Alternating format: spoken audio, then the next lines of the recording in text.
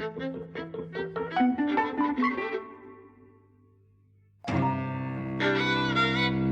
and welcome to Eavesdropping at the Movies. I'm Mike. And I'm José. And today we've seen The Beekeeper in the IMAX screen at Cineworld on Broad Street. It's written by Kurt Wimmer, directed by David Ayer, and it stars Jason Statham. People on Twitter have been saying, like, this is a movie that you would see as like a fake movie in another movie, you know, like a parody. Jason Statham is The Beekeeper. And yeah, I went in with extremely low expectations. I ended up having an extremely good time. That doesn't make it a good film. How about you? I didn't have a good time. No? No. I wasn't bored, but I thought it was like a Trumpian film. It was kind of crude and nasty, really. I was surprised to see that this David Ayers had directed films that I really like. You know, like Fury, because I thought it was kind of incompetent, really. He has a reasonable track record, although I don't know. I mean, I think the only one that I've seen that he's directed has been Suicide Squad, which I don't like. Well, I like Suicide Squad, and I really do love Fury. Yeah, the Brad Pitt film. So I, I was surprised. I mean, I didn't recognize the name of the director when I saw it, and I just thought he was probably like some schlock first-time director who was a friend of Statham's. That's what I thought, right? I mean, that was the level of the filmmaking. He's a director with a reasonable track record. Probably of the film, he wrote Training Day. Yes. Which is obviously a terrific I love, film. yeah. And probably the film he's directed, for which he's best regarded, would be End of Watch. I think that's probably the film of his that's got the best reputation. I like End of Watch very much. I like Fury very much. I like Suicide Squad. So I don't know what happened on this one, but it's abysmal. I think it's abysmal. It's one of the stupider films I've ever seen. It really reminded me of like 2009, sort of that era of filmmaking. In fact, it reminded me of movie posters from like 2009, because that was an era where everything was orange and teal. It was like every film poster had orange and teal, and everything was graded in that way. And then the movies were as well. You think about like Transformers movies from that era, that kind of thing. Faces were very orange. The sky was incredibly blue, and it was kind of the color grade was always extreme. And this had that. I mean, I haven't seen that in a long time because it became a bit of a trope. You know, people started to criticize it. And this had that. You know, I was thinking this is one of the more aggressive colour grades I've seen recently. Jason Statham's face is so orange. And I kind of felt like it's half deliberate, because I think it's doing a thing with like honey baking the image. Maybe. But like, it was too much. The Foley was incredibly aggressive, and in the IMAX, you know, the sound is so high. But I started to like this after a little while. You know, I thought, when it comes to action, Jason Statham just kicking the shit out of people, it's very close up. It's, you know, a little bit incoherent. It's not doing the most it can with, you know, it's not the best directed action you'll ever see. It's not elegant and it's not thrilling. No, really. It's very Hollywood action, but it's also incredibly crunchy, huge, loud sounds, you know, big punches, big gunshots. I really enjoyed that. I didn't like it at all.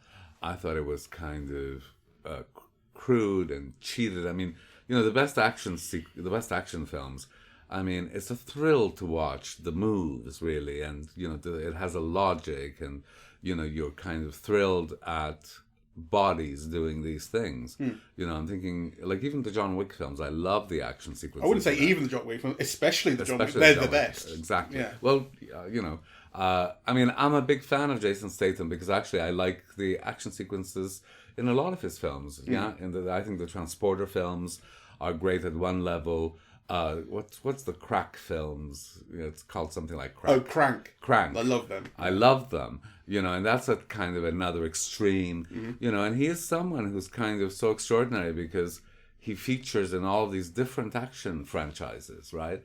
And I love him in the early Guy Ritchie films. But it's very interesting that I think in this film, I mean, I still love his attitudes, right? And, you know, kind of his demeanor and the way that he speaks, really.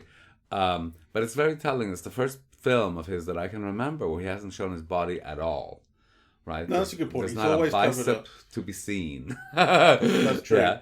It did make me think, actually. It's funny you should mention that, because the style of so much of the film and so much of the action reminded me of the last Rambo that we saw, where Stallone was really, really, really old by this point, but because he was so old, they were having to limit the action that he was doing. He could no longer move the way he once did, and so it's all about ambushing and quick things and things you can do in a very short shot and that sort of thing, which was quite effective. I mean, we had severe problems with that, but that kind of worked. And here, it has some similar connotation, although Jason Statham is not that old and he can still move much more fluidly than Stallone could. That young, but he's not showing off in the way that he once would. I mean, part of the pleasure of watching a Jason Statham film is to watch Jason Statham, right? And until now, that has included his body on its own, actually, but also his body in action, and in motion, kind of doing actions. And you see very little of that here, actually. Yeah, so his character does all these incredible actions, but they're a blur, really, kind of. Yes. So I think one of the major pleasures for me of watching a Jason Statham film was really not there in this film. And the other elements, my God, how abysmal the whole thing was. Okay, so let's talk about the plot, just so we can tell the audience, because I'm sure many people are not that interested in seeing this film. They'll just go, yeah, it's just some Jason Statham film, a beekeeper, what the fuck's that about? And, that's kind of the right attitude to go into the film, to be honest. You start off with Jason Statham is a beekeeper. He's looking after bees. He's removing hornets from this old lady's barn. The old lady's played by Felicia Rashad. Felicia Rashad, yeah. Who was Mrs. Cosby in The Cosby Show. Indeed. Yeah. And she was Creed's mum in the new Creed, the young Creed, or rather adoptive mum, I think. Just about, the nicest star persona you could screw over for money. Yeah, so the film begins with her being scammed. It's a phishing scam, and these things are real, although if it were more realistic, it would, the call centre that was taking all her money would be in India. That's where this all kind of comes from in real life. But this is a kind of a very expensive looking call centre in the US. I mean, it's played like that scene in Wolf of Wall Street. It is. Where he's teaching them how to steal money from the people buying penny stocks. It's played like that, and so this guy gains this lady's confidence, steals all her money, including, it's pointed out rather inelegantly, as so much of the film is, a $2 million charity fund that she looks after. And she was looking after this for charity. It's like, it's not bad enough. For children. Yeah, not bad enough that she's just, a little old lady who doesn't know how to use computers, but she was looking after a charity. No. Because of this, she commits suicide. She's lost everything. She realises what's happened far too late. She commits suicide. Her daughter is an FBI agent, and simply by chance, and she comes across Jason Statham in the building with a knife, because he thinks there's an intruder there or something. So, she immediately is suspicious of him. Turns out that he didn't do it. But what later transpires is that he is not just a beekeeper, but a beekeeper with a capital B, which is a very secret, clandestine government organisation that goes above even the president, above everybody else, because they're about looking after the hive. When something goes wrong in America, these are the people who are empowered to do anything they want, act on their own terms. They don't report to anybody. They're given everything they want. So you just have this group of people, individuals, who are these caretakers for the entire country. And he's, although he's retired, he's going off to save the day. I mean, he has this incredibly inelegant thing where he talks almost to the camera, like he's looking not quite down the barrel, just past it, but it's talking to the audience almost, where he talks about, you shouldn't steal from little old ladies, it's wrong. And it's so ridiculous. Yes. That's where I started to get into the sense of wow, this film really isn't that good. I think it's the worst thing we've seen, and actually I thought it was so ironic. Here's the worst film that we've seen, and we've seen it in IMAX with great projection and great luminosity and all the things that we've, decried of not being able to see in much, much, much better films of the same cinema. So basically it becomes like a rampage, and he goes off to, he follows the money, he goes up the chain, he ends up with the FBI kind of chasing him, although they have met, they immediately split up, and then the FBI realises, oh God, this guy's incredibly dangerous. And they start uncovering what this Beekeeper program is all about. So it's Jason Statham on a moral rampage to kill the right people. And like I say, I got into this, because I thought I was right. I was in the right mood for this. It's incredibly dumb. I think it understands how silly it is at points. I mean, when you have that replacement beekeeper show up to try and take him out, and she's dressed like the 80s and has a minigun, and then she gets knocked out by a jar of honey. It's daft. It is, but there's a kind of a daftness or an exaggeratedness, which is really also very intelligent, like in the Crank films, I think. Or, it's doing something else. Or there is, I think, a kind of a condescension to its audience. I do think that this film is treating its audience as if it's dumb, right? I think, all the politics, all the motivation, the basis of the scam, the morality of it, the black and whiteness of it, is just, it basically thinks that you're an idiot and it's going to make something, that only an idiot can like. Yeah, I mean, it has very low expectations of its audience, particularly when it comes to, and this will be spoiler stuff. The main villain in this is Josh Hutcherson, who it turns out who is fantastic, I think. I love him. Yeah. And it turns out, because you don't know this at the start, that he is not just, the leader of this sort of this fraudulent criminal enterprise, but he's the president's son. The president's played by Gemma Redgrave.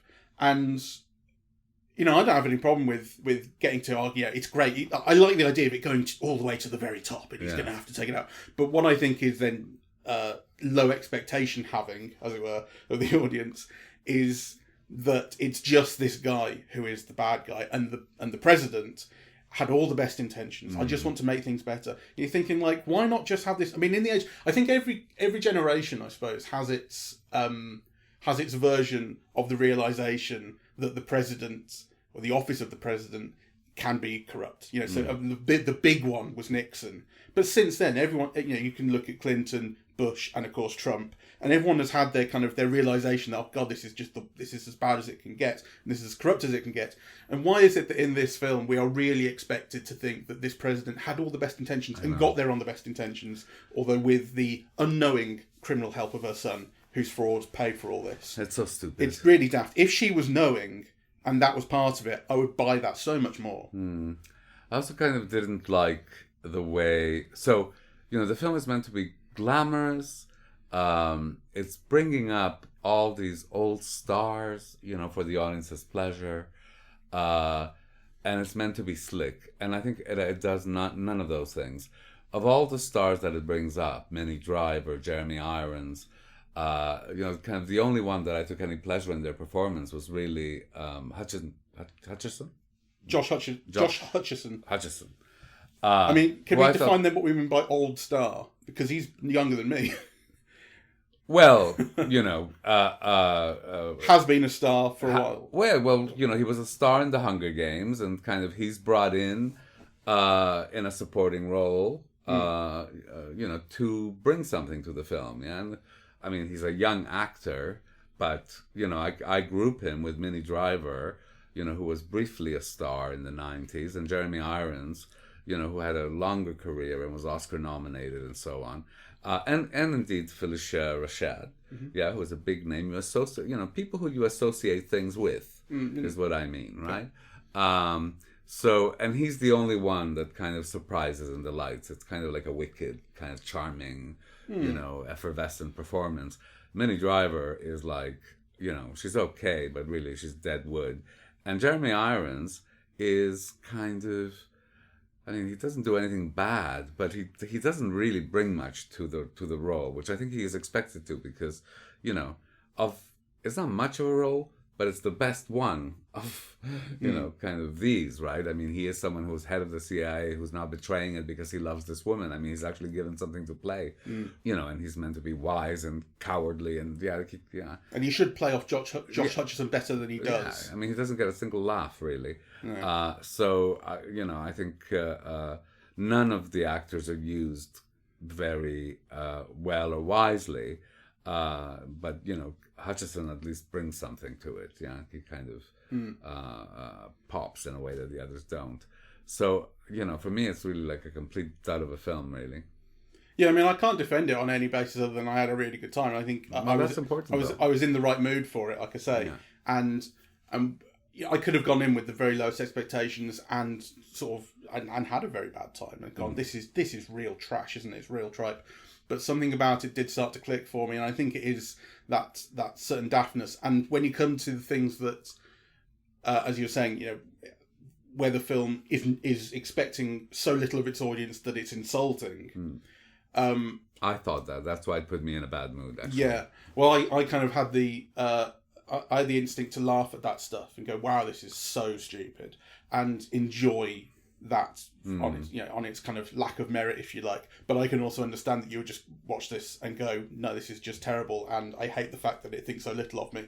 So part of that is how you personally take it on the day, you know? I guess. I mean, you know, kind of, you know, just because one likes something doesn't make it good. No, absolutely. You know, but I did think that, you know, in the transported films, there was something so sleek and elegant and smart about, you know, well, the concept, and then kind of, you know, the look and move of the films, yeah. And then I also thought, in a larger sense, that, you know, one of the reasons why I'm, you know, because I'm very fascinated by Statham, really. You know, kind of the films with Guy Ritchie, the development of his star persona, the fact that, you know, he really represents this East London working class guy, you know, then kind of slightly scammy, or, you know, but kind of very likable, who then becomes the major action star in the world, right? Like, I think the Expendables. It's so interesting because in those films,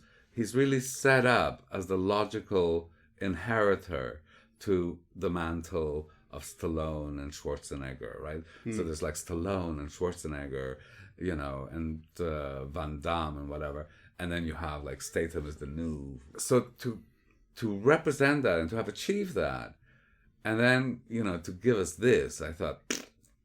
Yeah, but I mean, the thing you also got to remember is those actors, those stars you mentioned, had strings of films like this that were equally... You know, well, I mean, especially Stallone, which we've talked about before. Yeah. How he basically his whole career has relied on Rambo and Rocky, and even then, only a few of those are good. Well, that's true. I don't think that's the case with Schwarzenegger, actually. You know, Schwarzenegger was better. I mean, even the B films are really good B films, The Predators and, you know, so on. So, and, you know, Statham has a lot of bad films. And I didn't expect anything good. Like, you know, I would have been quite happy to have felt the way that you felt. Yeah, that it wasn't great, but, you know, kind of, if Statham was in good form, then I would have been quite happy, really. But this was, like, excessively dumb.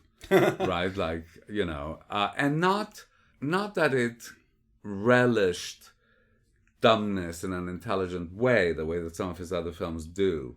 This was really patronizing and condescending, and I really disliked it, you know.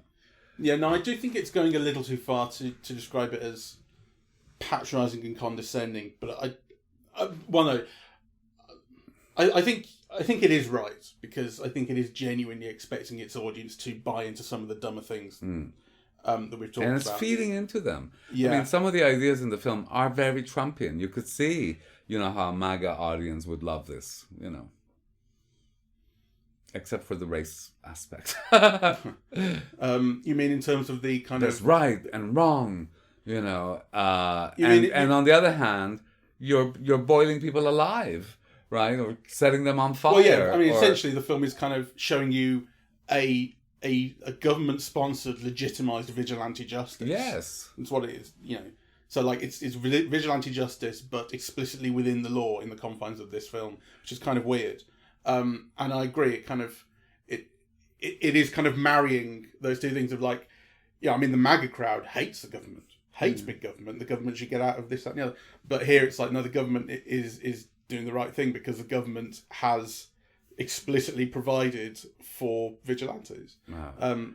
I do think it fits into a Trumpian thing very easily because, you know, isn't it terrible? You're stealing from poor widows, right? Set them on fire, kill 25 of them, you know, burn the building down, right? But the president is innocent. Yeah, exactly. I mean, actually, the Josh Hutcherson character, I immediately was starting to think of, I immediately thought Hunter Biden, because the whole thing about that is like Joe Biden is, nice and whatever, innocent, all this, but his son is the problem. His son is the evildoer who the MAGA crowd are constantly going after, and he kind of made me think of that. But like, I kind of thought, I mean, I don't know the truth of anything happening in the various Hunter Biden cases, but it is very stupid to try and have us believe, like I say, a story in which the son is up to all this and the president is as open-hearted and innocent as she's shown to be here.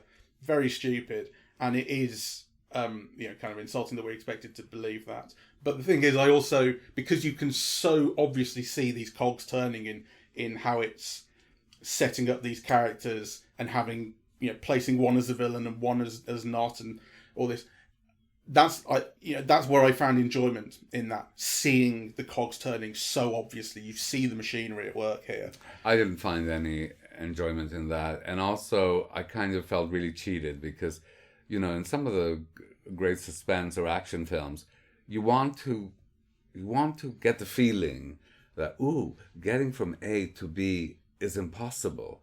Yeah, and then you watch them do it, right? Like you find the logic in the actions that get them from A to B, right? And kind of that's what you're shown. And in this, you think, oh my God, this is impossible, and then it's just made possible, but without any logic or without you thinking of how it could possibly be, possible. The only exception to that is, when he goes with the skateboard under the cars, right? And you say, oh, that's how he's doing it. Yeah, he's got a skateboard. Yeah, although, of course, that's also quickly done because you get this thing of that they're checking under all the cars and so how is he going to get into this party where the president is so he can get to her. There's no suspense. Well, no, the element of cheating there is, he's hiding under the lorry. The guy comes in on the board to check under the lorry. He takes him, knocks him out or kills him, whichever he does, and takes his place. Yeah. But the element of you get that that's what he's doing, and it's kind of nice and smart and cool.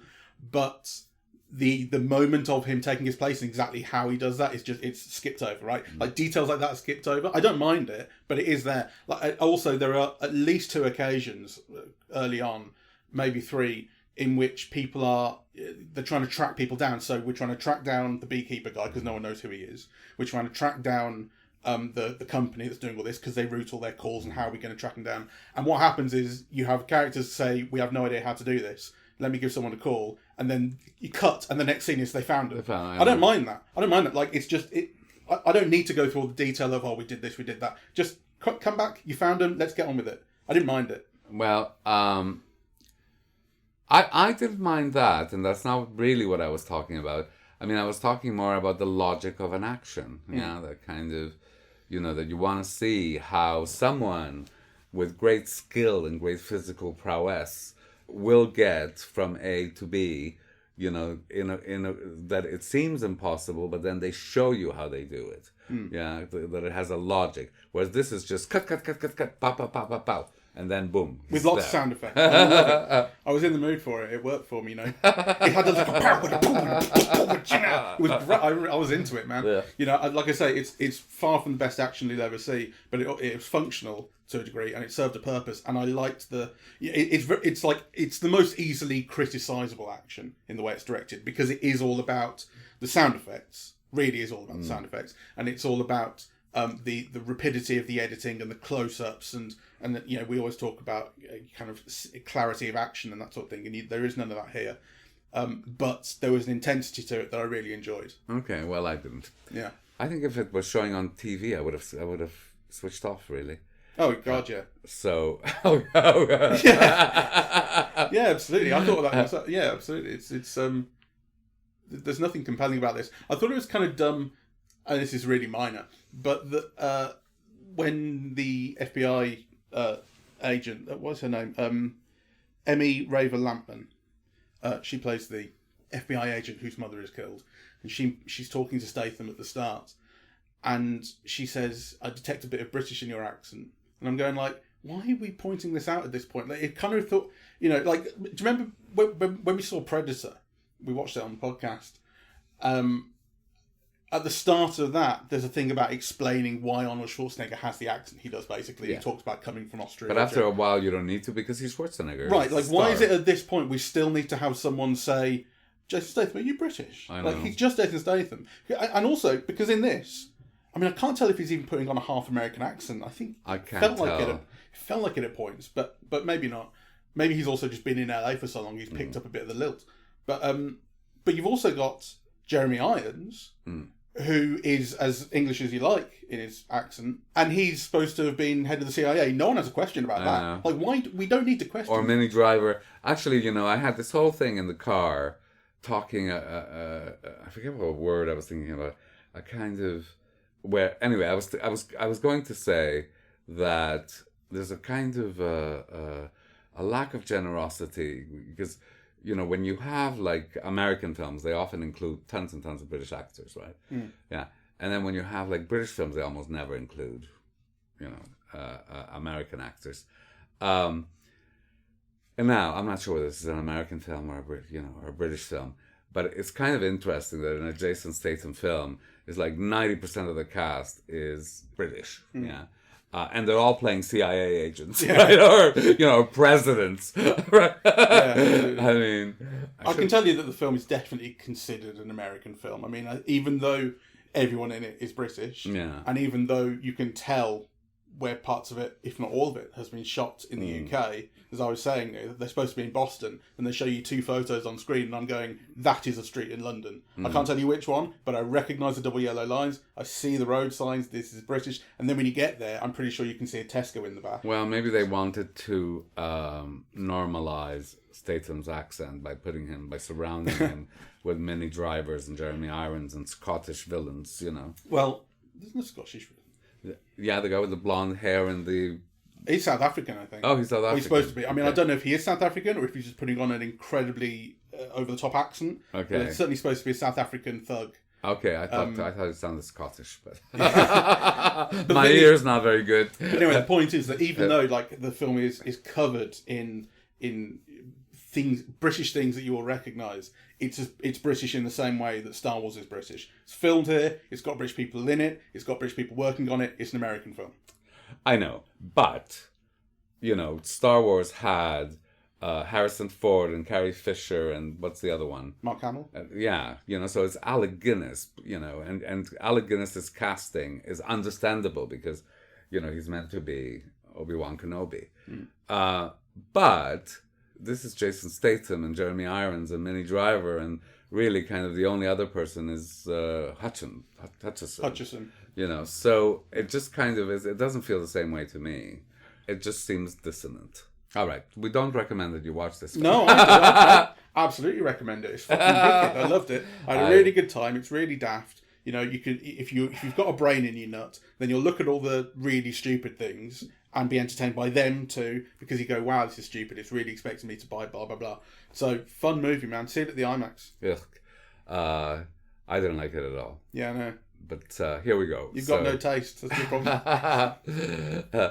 We are eavesdropping at the movies, and we are on Apple Podcasts, Audible, Google Podcasts, Spotify, SoundCloud, and YouTube.